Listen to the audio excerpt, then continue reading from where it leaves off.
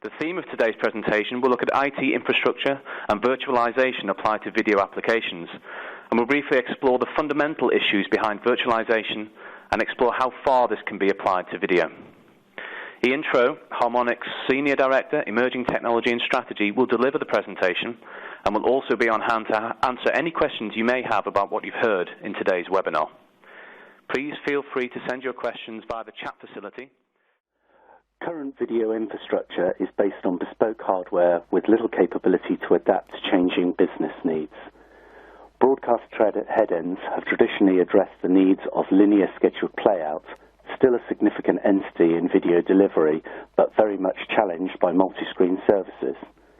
The addition of multi-screen to traditional broadcast headends has previously led to yet more bespoke hardware being added alongside existing infrastructure.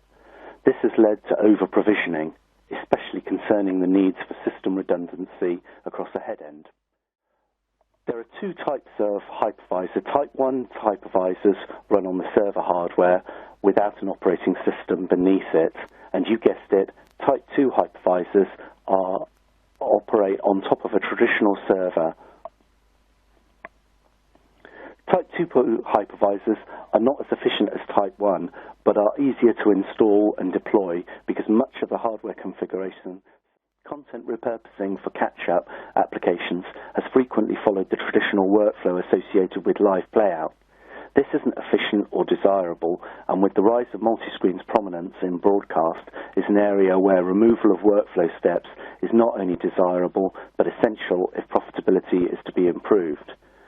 So, function integration across the entire workflow extends the compression functionality to cover the entire delivery chain needed for virtualized approach using software. Harmonic call this VOS. Running multiple functions on virtual machines reduces port count, interconnections, rack space, and power, all to do with total cost of ownership. Bespoke broadcast infrastructure is expensive to support when compared to more commonplace IT and enterprise installations. In the long run, total cost of ownership will be a major driver when the full benefits of a virtualized approach are fully deployed. There's a question come in. Is there any need to build a dedicated playout center built on a large virtualized structure, or can a small system be built for the broadcaster and the virtualized aspects hosted in the cloud? Well, yes, I think that this very much relates to the last question that we had.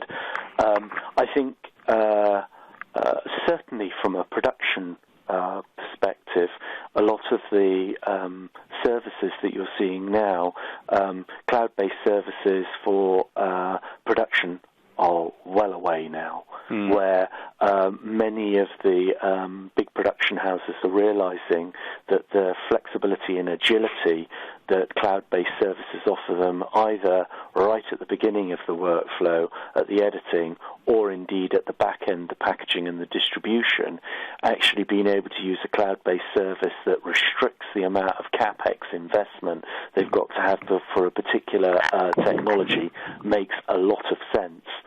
I think that also what you're seeing now in the transcoding environment is anything from services like Amazon Web Services are seeing entry for smaller players who perhaps aren't familiar with the traditional broadcast way of actually approaching things, where what they're actually seeing is they are able to produce an asset, effectively